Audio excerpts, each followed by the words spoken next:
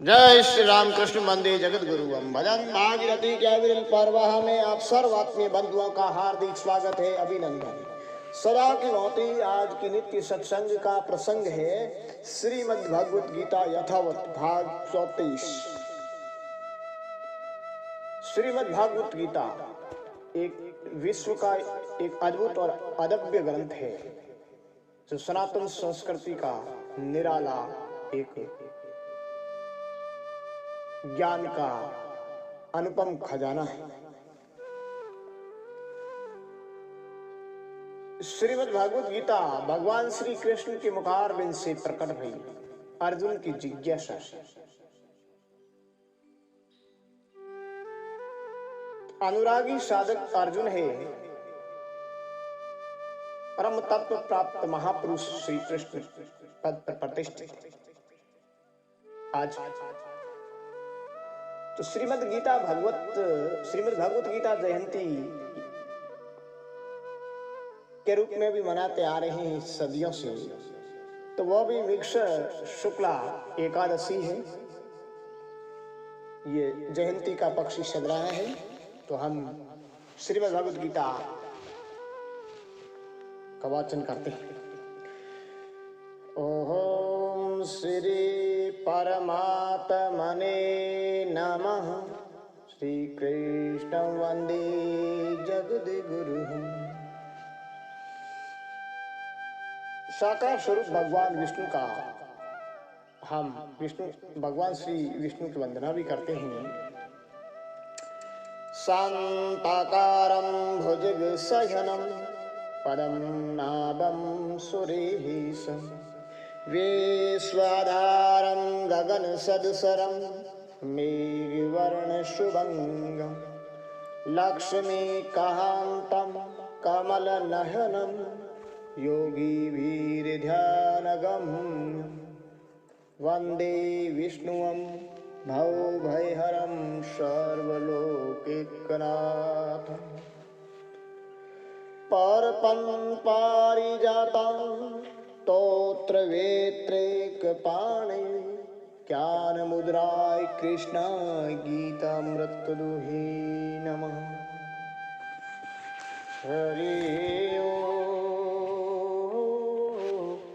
आज 34वें भाग में 14वें अध्याय के 12 श्लोक से शुरू करते हैं। लोभ प्रवृत्तिराम्भ कर्मणाम सस्पृह रजस्यतानि जायन्ते विवृते भरतर्षभ।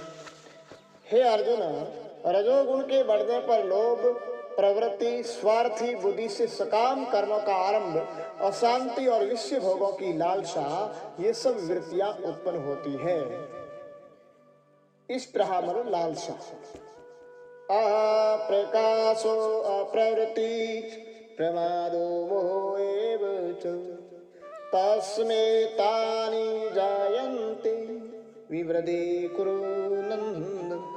हे अर्जुन, तमोगुण के बढ़ने पर अंतःकरण और इंद्रियों में अप्रकाश, कर्तव्य कर्म में अप्रवृत्ति और प्रमाद अर्थात व्यर्थ चेष्टा और निद्रा आदि अंतःकरण की मोहिनी वृत्तियां ये सब ही पैदा होती है। गुणों के विषय में रजोगुण के बढ़ने पर लोभ प्रवृत्ति, स्वार्थी बुद्धि से सकाम कर्म का आरंभ, अशांति, विषय भोग में लालसा, ये सब वृत्तियां उत्पन्न होती है रजोगुण से। और तमोगुण से क्या होता है?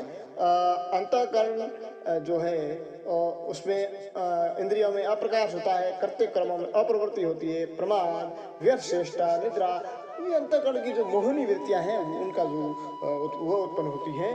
और सत्व गुण का 33वें भाग वर्णन कर दिया हमने। वो जो अंतःकरण में इंद्रियों की जागृति आती है, विवेक पुष्ट होता है, बुद्धि कर्तव्य कर्तव्य का निर्णय करने में सक्षम होती है, भक्ति ज्ञान वैराग्य पुष्ट होकर सत्व गुण मानवात्मक चिंतन में अनंत समर्थ होता है। ये तीनों गुणों का अपना अपना प्रभाव रहता है। यानी रजतम गुणों की अभिवृद्धि होने पर मनुष्य में भोग प्रवृत्ति प्रबल हो जाती है, सात्विक वृत्ति का नाश कर भोग वृत्ति में लीन कर देता है। रजतम जिसके कारण विवेक शक्ति नष्ट हो जाती है, निषिद्ध काम्य कर्मों में प्रवृत्ति बढ़ जाती है। स्वामी शुक्राम जी महाराज वैरागी भी अपने अनुभव में कहते हैं, रजतम गुण का वेग प्रचंडा, सतगुण ज्ञान नसाया, मोह लोभ सहायक रजतम की नगर अज्ञान बसा। पाखंड, झूठ, अधर्म, कुवासना, काम, क्रोध, अहंकारा, ज्ञान द्रोही बंध का हेतु यह है रजतम परिवार। रजतम गुण में दुख सुख भोगे, तीन लोक संसारा, माँ अज्ञान नींद में सूता, सब ही जीव अभाव। तो इन बढ़े हुए गुणों वाली वृत्तियों का परिणाम क्या होता है वह सब आगे बताएंगे। यदा सत्वे प्रवृदे तु प्रलयं याति देवृत, तदोत्म विराम लोकान मरान प्रतिपद्यते। जब यह मनुष्य सत्व गुण की वृद्धि में मृत्यु को प्राप्त होता है, तब वह उत्तम वेताओं के निर्मल स्वर्ग आदि लोकों को प्राप्त होता है। रजस प्रलयं गत्वा कर्म संगी सुजायते, तथा प्रलीनतांसि मूढ़योनिषु जहायते। रजोगुण के बढ़ने पर मरने वाला प्राणी कर्म संगी मनुष्य योनि में जन्म लेता है, तथा तमोगुण के बढ़ने पर मरने वाला मूढ़ योनियों में जन्म लेता है। अतः जैसे गुण का संग करोगे वैसे ही अगला जन्म धारण करोगे। इसलिए मनुष्य को सदा सत्व गुण में रहना चाहिए। अब आगे भगवान बताते हैं कि मृत्यु के समय जिस गुण भाव में होते हो वैसी ही गति क्यों मिलती है। कर्मणः सुकृतस्याहु सात्विकं निर्मलं फलं, रजसतु फलं दुःखं ज्ञानं तमस्य फलं। शुभ कर्म का तो सात्विक निर्मल फल कहा है, राजस कर्म का फल दुख कहा है, तामस कर्म का फल अज्ञान कहा है।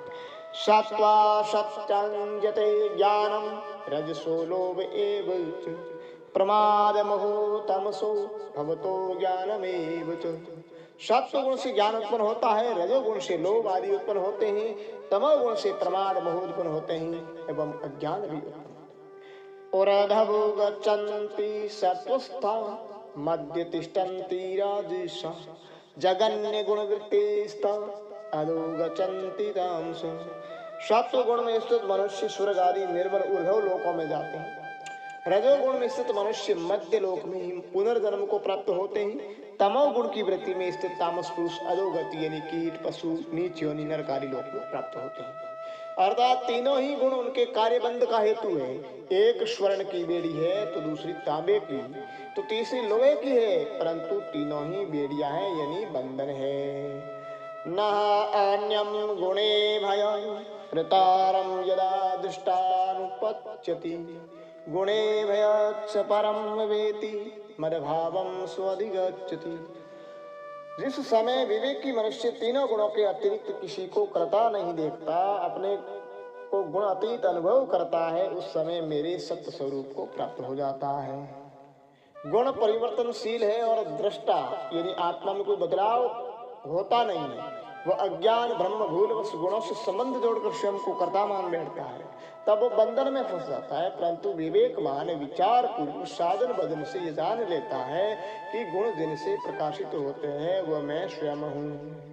ये गुण ही गुणों में वर्त रहे हैं, मैं इनका कर्ता नहीं हूँ, ऐसा विचार करते हुए अपने आप को निर्लिप्त असंबद्ध अनुभव कर लेता है। तब वह मनुष्य इस गुणातीत स्थिति में परमात्म स्वरूप को प्राप्त हो जाता है, अर्थात जीवात्म भाव से निवृत्त होकर परमात्मा भाव में स्थित हो जाता है।